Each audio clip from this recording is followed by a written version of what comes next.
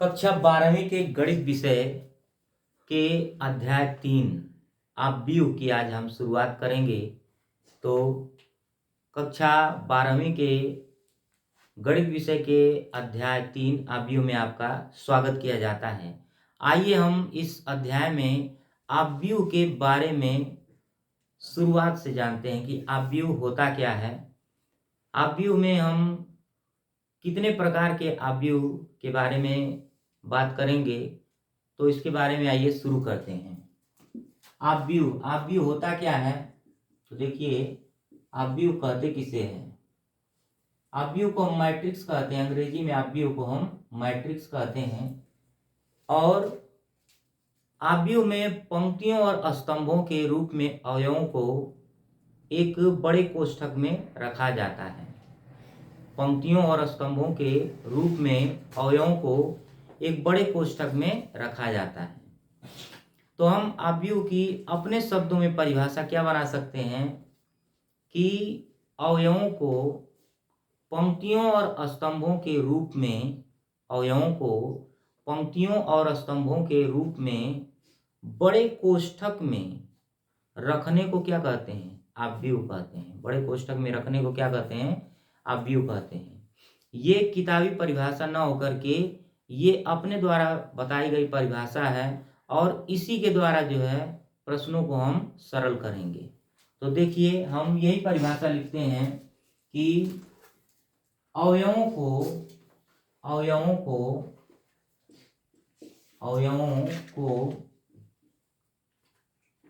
पंक्तियों व स्तंभों के रूप में अवयवों को पंक्तियों व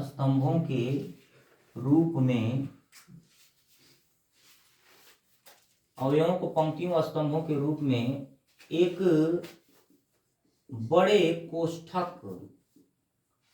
बड़े ब्रैकेट में, एक बड़े कोष्ठक में रखना आव्यूह कहलाता है। आव्यूह कहलाता है।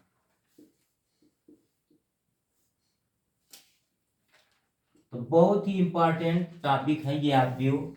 आव्यूह से हर साल जो है बड़े नंबर के प्रश्न पूछे जाते हैं। अगर आव्यूह, सारणिक, प्रतिलोम, त्रिकोणमिति, फलन, अवकलन किसी विद्यार्थी को आ गया तो वो कम से कम 60 से 70% जो है प्रश्न सरल कर लेगा और इतने अंक वो हासिल कर सकता है। तो हमने आव्यूह को क्या बतलाया कि पंक्तियों और स्तंभों के रूप में अवयवों को बड़े कोष्ठक में रख करके प्रदर्शित करना ही क्या कहलाता है, आव्यूह कहलाता है। अब देखते हैं पंक्तियां क्या होती हैं। प से पंक्ति होता है और वो पड़ी पड़ी। पंक्तियां क्या होती हैं, पड़ी पड़ी। और स्तंभ को समझिए ठेठ भाषा में खंभा। स्तंभ को ठेठ भाषा में खंभा। खंभा का मतलब पीने वाला खंभा नहीं, खंभा मतलब जिस पर तार लटकाया जाता है वो वाला खंभा, स्तंभ। तो देखिए ये होता है पंक्ति, इसको हम क्या बोलते हैं, पंक्ति। रो, इसको हम बोलते हैं रो। और इसको हम बोलते हैं स्तंभ। क्या बोलते हैं, स्तंभ, जिसको कॉलम बोलते हैं। इसको हम सी से दर्शाते हैं। ये अंग्रेजी गलत होगी तो देख लेंगे सब लोग, लेकिन ये सी से इसको दर्शाया जाता है और ये रो को आर से दर्शाया जाता है। तो देखिए पंक्तियां कैसी होती हैं, पंक्तियां होती हैं पड़ी पड़ी और स्तंभ कैसे होते हैं, खड़े खड़े। पंक्तियां पड़ी पड़ी और स्तंभ खड़ी खड़ी।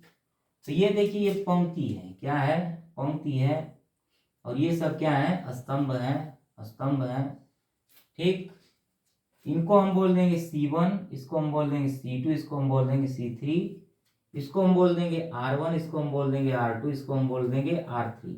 R1, R2, R3 का मतलब क्या हो गया, R1 का मतलब हो गया पहली पंक्ति, R2 का मतलब हो गया दूसरी पंक्ति और R3 का मतलब हो गया तीसरी पंक्ति। C1, C2, C3 का मतलब क्या हो गया, C1 का मतलब हो गया पहला स्तंभ, C2 का मतलब हो गया दूसरा स्तंभ और C3 का मतलब हो गया तीसरा स्तंभ। तो क्या कहा गया है, पंक्तियों और स्तंभों। अब देखिए पंक्तियां कैसी होती हैं, पंक्तियां जो हैं पंक्तियां क्षैतिज होती हैं, क्षैतिज, हॉरिजेंटल, हॉरिजेंटल। और स्तंभ कैसे होते हैं? स्तंभ जो है, स्तंभ को हम क्या बोलेंगे? समूह भी बोल सकते हैं। और ये होते कैसे हैं? वर्टिकल। कैसे होते हैं? वर्टिकल, ऊर्ध्वाधर, ऊर्ध्वाधर। तो स्तंभ जो है वो कैसे होते हैं? ऊर्ध्वाधर होते हैं। और पंक्तियां कैसी होती हैं? क्षैतिज होती हैं। तो पड़ी पड़ी जो लाइन होगी उसको हम बोलेंगे पंक्ति, और जो खड़ी खड़ी लाइन होगी उसको हम बोलेंगे स्तंभ। तो अवयवों को पंक्ति और स्तंभ के रूप में व्यक्त करने को ही, और उसे हम बड़े कोष्ठक में रख देते हैं, उसी को हम क्या बोलते हैं? आव्यूह कहते हैं। जैसे ये हो गया आव्यूह का प्रदर्शन। इसमें ये हो गया A11, A12, A13, A21, A22, A23, A31, A32, A33। ये आव्यूह का क्या हो गया? प्रदर्शन हो गया। इसे हम बोलेंगे आव्यूह का प्रदर्शन। तो आव्यूह का प्रदर्शन कैसे होता है? आव्यूह को हम बड़े कोष्ठक में रख करके पंक्तियों और स्तंभों के रूप में व्यक्त करते हैं। आव्यूह को अवयवों के द्वारा, और अवयवों को कैसे? पंक्तियों और स्तंभों के रूप में रखकर बड़े कोष्ठक में प्रदर्शित किया जाता है। ये हो गया अवयवों को पंक्तियों और स्तंभों के रूप में एक बड़े कोष्ठक में रखना क्या कहलाता है? आव्यूह कहलाता है। पंक्तियां क्षैतिज होती हैं और स्तंभ ऊर्ध्वाधर होते हैं। पंक्तियां क्षैतिज होती हैं और स्तंभ ऊर्ध्वाधर होते हैं। ठीक है, तो आप लोग इसका स्क्रीनशॉट लीजिए, फिर हम आगे बतलाते हैं। आव्यूहों को पंक्तियों और स्तंभों के रूप में एक बड़े कोष्ठक में रखना क्या कहलाता है? आव्यूह। तो ये पंक्ति और स्तंभ आपको अच्छे तरीके से आ गया होगा। तो इसमें मेन पॉइंट क्या है? पंक्ति और स्तंभ को समझना। मुख्य पॉइंट क्या है? पंक्ति और स्तंभ को समझना। अगर आप पंक्ति और स्तंभ को अच्छे से समझ ले रहे हैं तो आव्यूह के बाद एक चैप्टर आएगा सार्डिक, जिसमें पंक्तियों और स्तंभों का ही खेल होता है। तो पंक्तियों और स्तंभों के बारे में अगर इसमें समझ गए तो समझ लीजिए सार्डिक नामक जो चैप्टर है उसे चुटकी बजा करके सरल कर सकते हैं। तो आइए, जो पॉइंट लिखा गया है ये वाला आपको छोटा दिख रहा होगा, मैं इसको अच्छे तरीके से आपको समझाता हूं।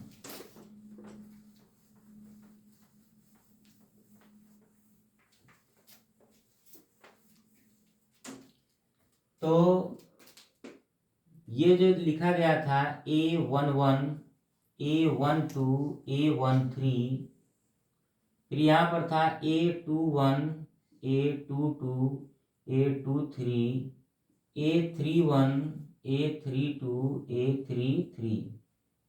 ये क्या है? एक आव्यूह है। क्या है ये? एक आव्यूह है।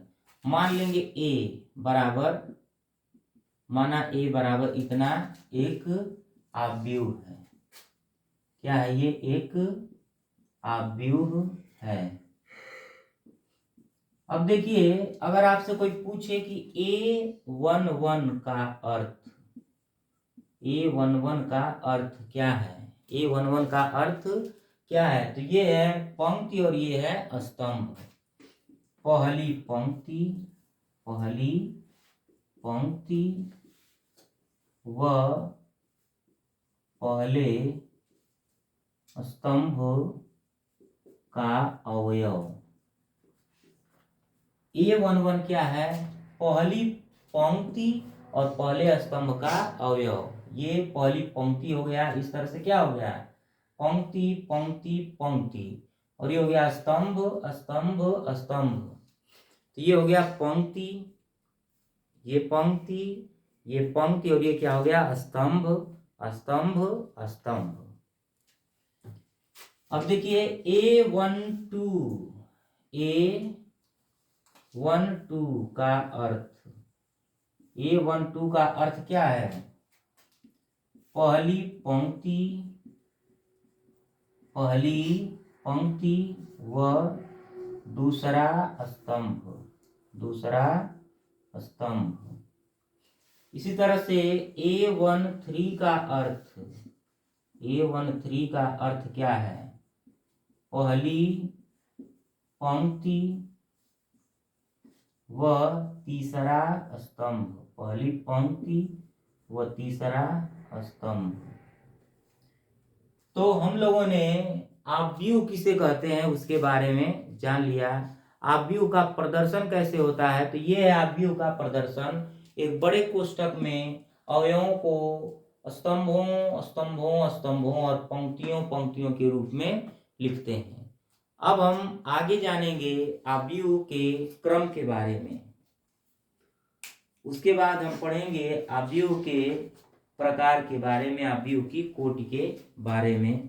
तो आगे देखते हैं, आप इसे नोट करिए।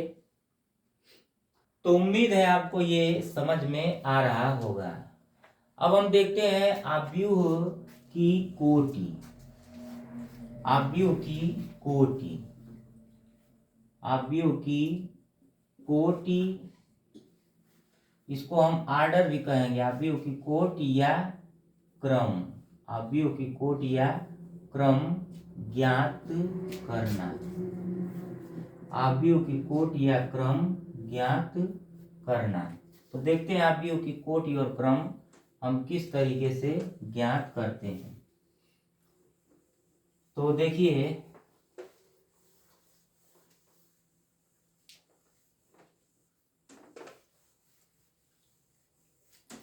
आव्यूह की कोटि ज्ञात करने के लिए क्या करते हैं? पंक्ति गुणे स्तंभ। आव्यूह की कोटि क्या होती है? पंक्ति गुणे स्तंभ। आव्यूह की कोटि पंक्ति गुणे स्तंभ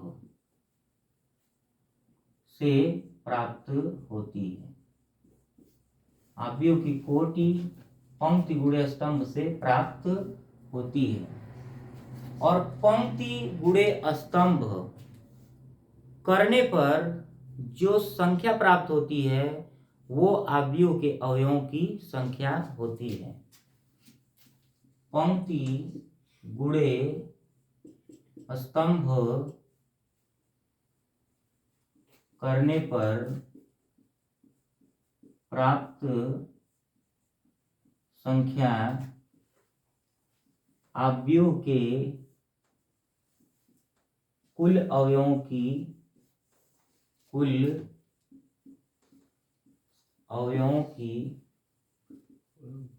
संख्या होती है। कुल अवयवों की संख्या होती है। अब जैसे देखिए, एक आव्यूह दिया है A11, A12, A13, A21, A22, A23, A31, A32 और A33। ठीक, ये देखिए इसका क्रम क्या है? 3 गुणे 3। ये 3 क्या है? पंक्ति। 3 क्या है? पंक्ति। और ये 3 क्या है? स्तंभ। ये 3 क्या है? पंक्ति। और ये 3 क्या है? स्तंभ। तो पहले हम लिखेंगे पंक्ति, उसके बाद लिखेंगे स्तंभ। पंक्ति गुणे स्तंभ भी क्या होता है? आव्यूह का क्रम निर्धारित करता है। जैसे यहाँ पर देखिए A11, A12, A13 dot dot dot, ऐसे ही आव्यूह दे दिया और यहाँ पर इस तरह से बना दिया। तो यहाँ पर क्या हो जाएगा? यम गुणे यम। क्या हो जाएगा? यम गुणे यम। तो यम क्या हो गया? पंक्ति। और यम क्या हो गया? स्तंभ। ये पंक्ति और ये स्तंभ। तो आप इसे नोट करिए। और इसके अवयवों की संख्या पूछेगा तो देखिए 3 गुणे 3 क्या हो जाएगा? 9। 3 गुणे 3 बराबर 9। कुल अवयवों की संख्या आप गिन सकते हैं, 1 2 3 4 5 6 7 8 9। तो कुल गिनने पर जो संख्या आएगा वही आव्यूह के अवयवों की संख्या होगी। तो ये 1 नंबर का प्रश्न है और बहुत ही आसान है। आप इसे नोट करिए। तो उम्मीद है आपको आव्यूह की कोटि के बारे में जानकारी मिल गई होगी। तो ये 3 × 3 क्रम का आव्यूह है और ये क्या है, m × n क्रम का आव्यूह है। आव्यूह का क्रम ज्ञात करने के लिए हम क्या करते हैं, सबसे पहले पंक्ति, उसके बाद स्तंभ, पंक्ति गुणे स्तंभ। अब आइए हम देखते हैं आव्यूह के प्रकार, आव्यूह के प्रकार के बारे में बात करते हैं।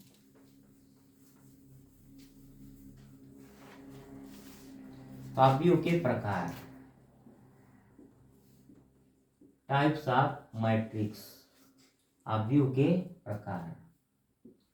तो हम सबसे पहले आव्यूह ले रहे हैं, पहला आव्यूह अपना क्या है, स्तंभ आव्यूह, स्तंभ आव्यूह। तो देखिए नाम से ही आव्यूह की परिभाषा स्पष्ट हो जाती है। स्तंभ का मतलब क्या हो गया, एक ही स्तंभ हो, जो कहेगा वही उसकी परिभाषा हो जाएगा। तो ऐसा आव्यूह जिसमें केवल एक ही स्तंभ हो, ऐसा आव्यूह, ऐसा आव्यूह, ऐसा आव्यूह जिसमें केवल एक ही स्तंभ हो, जिसमें केवल एक ही स्तंभ हो, उसे स्तंभ आव्यूह कहते हैं, उसे स्तंभ आव्यूह कहते हैं। जैसे 1 2 3 4 5 ऐसे कितना भी लिख दीजिए। अब इसके कोटि की बात अगर करेंगे तो कोटि बराबर क्या हो जाएगा, पंक्ति गुणे स्तंभ। तो स्तंभ देखिए एक है, गुणे पंक्ति कितना है, 1, ये R1 हो गया, ये R2 हो गया, ये R3 हो गया, ये R4 हो गया और ये R5 हो गया। और यहाँ पर स्तंभ क्या है, ये C1। तो पंक्तियां कितनी हो गई, 5, और स्तंभ क्या हो गया, 1। तो ये 5 × 1 कोटि का स्तंभ आव्यूह है। 5 × 1 कोटि का, यह क्या है, यह 5 × 1 कोटि कहें या क्रम कहें, क्रम का स्तंभ आव्यूह है, का स्तंभ आव्यूह है। अब हम देखते हैं दूसरा पॉइंट हमारा है पंक्ति आव्यूह। दूसरा आव्यूह क्या है, पंक्ति आव्यूह, पंक्ति आव्यूह। तो विद्यार्थी ध्यान देंगे, हमने आपको बताया कि जो नाम पूछेगा वही आव्यूह की परिभाषा होगी। स्तंभ है तो उसमें केवल एक ही स्तंभ होगा, पंक्ति है तो उसमें केवल एक ही पंक्ति होगी। तो देखिए पंक्ति आव्यूह क्या होता है, ऐसा आव्यूह, ऐसा आव्यूह जिसमें केवल एक पंक्ति हो, जिसमें केवल एक पंक्ति हो। ऐसा आव्यूह जिसमें केवल एक पंक्ति हो, जैसे 1 2 3 4 5, ये अवयव हमने लिख दिया। अब ये हो जाएगा 1 × 5। तो देखिए पंक्ति क्या है, एक ही है, लेकिन स्तंभ यहाँ ये C1 हो गया, ये C2 हो गया, ये C3 हो गया, ये C4 हो गया और ये C5 हो गया। तो स्तंभ अपने पास 5 हैं, लेकिन ये जो पंक्ति है वो एक ही है। तो यह 1 × 5, यह 1 × 5 क्रम का पंक्ति आव्यूह है, का पंक्ति आव्यूह है। यह 1 × 5 क्रम का क्या है, पंक्ति आव्यूह है। तो आप इसका स्क्रीनशॉट ले लीजिए, फिर हम अगले आव्यूह की ओर बढ़ते हैं। इस तरह से हमने आव्यूह के प्रकार में 2 आव्यूह पढ़े, स्तंभ आव्यूह और पंक्ति आव्यूह। स्तंभ आव्यूह क्या होता है, ऐसा आव्यूह जिसमें केवल एक ही स्तंभ हो, और पंक्ति आव्यूह क्या होता है, ऐसा आव्यूह जिसमें केवल एक पंक्ति हो। आइए हम आव्यूह के इस क्रम में तीसरे आव्यूह के बारे में जानते हैं। तो तीसरा आव्यूह क्या है, वर्ग आव्यूह। तो हम पढ़ रहे हैं आव्यूह के प्रकार। आव्यूह कितने प्रकार के होते हैं? तो आइए देखते हैं तीसरे प्रकार का आव्यूह। और तीसरा आव्यूह क्या है? वर्ग आव्यूह। तो वर्ग के बारे में आप सबको अच्छे से पता होगा। वर्ग वो होता है जिसमें ऑल साइड्स आर इक्वल, सभी भुजाएं क्या हो? बराबर हो। तो इसमें साइड का मतलब क्या होता है? पंक्ति और स्तंभ ही तो है सब कुछ। आव्यूह में क्या होता है? पंक्ति और स्तंभ। तो अगर पंक्ति और स्तंभों की संख्या बराबर है तो उसे हम कहेंगे वर्ग आव्यूह। तो ऐसा आव्यूह जिसमें पंक्तियों व स्तंभों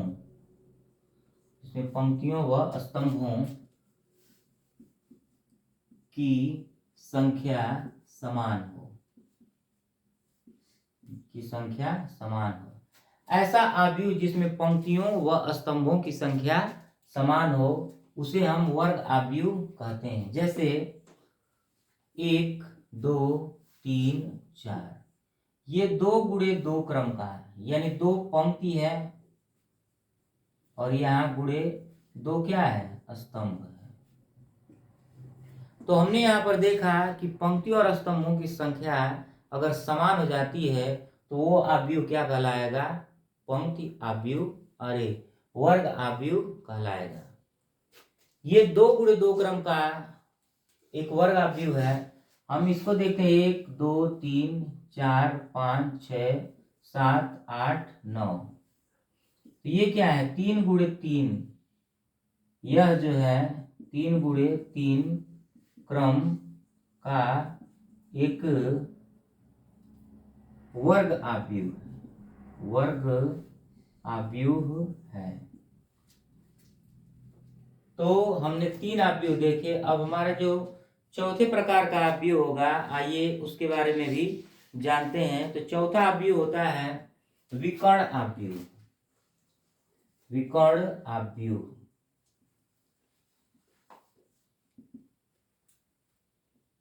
तो विकर्ण आव्यूह क्या होता है? इसका डेफिनेशन लिख लेते हैं। ऐसा आव्यूह जिसमें मुख्य विकर्ण के अवयवों के अलावा सभी अवयव शून्य हो, उसे विकर्ण आव्यूह कहते हैं। तो उम्मीद है आप लोगों ने ये ऊपर वाला वर्ग आव्यूह अच्छे तरह से नोट कर लिया है। हम इसे मिटाते हैं और आपको विकर्ण आव्यूह के बारे में अवगत कराते हैं। तो देखिए जो विकर्ण आव्यूह उसमें मुख्य विकर्ण की बात किया गया है। तो मुख्य विकर्ण क्या होता है? हम यहाँ एक आव्यूह लिखते हैं। इसका अवयव हमने रख दिया A1 0 0 और ये 0 A2 0, ये 0 0 A3। तो देखिए ये एक 3 गुणे 3 क्रम का क्या है? ये 3 गुणे 3 क्रम का विकर्ण आव्यूह है। ऐसे डायगोनल यानी तिरछी जो लाइन होती है इसी को हम क्या बोलते हैं? मुख्य विकर्ण। इस वाले अवयवों को हम क्या बोलते हैं? मुख्य विकर्ण। तो मुख्य विकर्ण के अलावा जितने भी अवयव आपको दिख रहे हैं वो सभी क्या है? 0 हैं। अब देखिए इन अवयवों में कभी कभी क्या होगा? संख्याएं अलग अलग होंगी, कभी कभी संख्याएं एक जैसी होंगी और कभी कभी एक ही होगा। कहने का मतलब यदि आप भी इस टाइप का दिखे 2 0 0 0 2 0 0 0 और 2, और ये मुख्य विकर्ण के अवयव क्या हो? समान हो।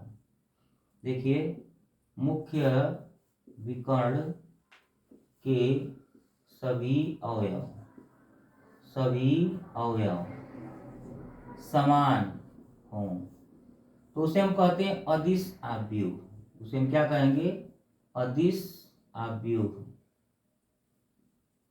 तो अदिश आव्यूह जो है वो क्या है? एक प्रकार का विकर्ण आव्यूह है। अदिश आव्यूह क्या है? एक प्रकार का विकर्ण आव्यूह है। अब विकर्ण आव्यूह में जो अवयव होंगे वो कैसे होंगे? मुख्य विकर्ण के सभी अवयव क्या हैं? के सभी अवयव भिन्न भिन्न हैं। के सभी अवयव भिन्न भिन्न हैं। मुख्य विकर्ण के जितने भी अवयव हैं वो सब क्या हैं? भिन्न भिन्न हैं। तो उसको हम क्या कहेंगे?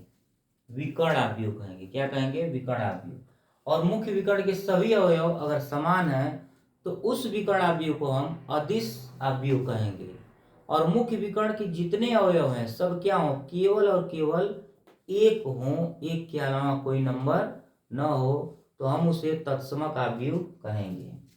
जैसे 1 0 0 0 1 0 0 0 1। तो ये क्या हो गया? मुख्य विकर्ण के सभी अवयव इकाई हैं।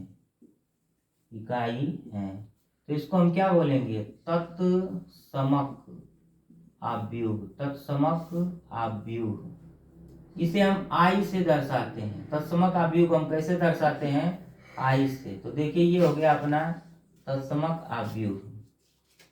तो इस तरह से हमने ये क्या जाना? अदिश आव्यूह। कौन सा आव्यूह हो गया? ये अदिश आव्यूह। ये हो गया अदिश आव्यूह।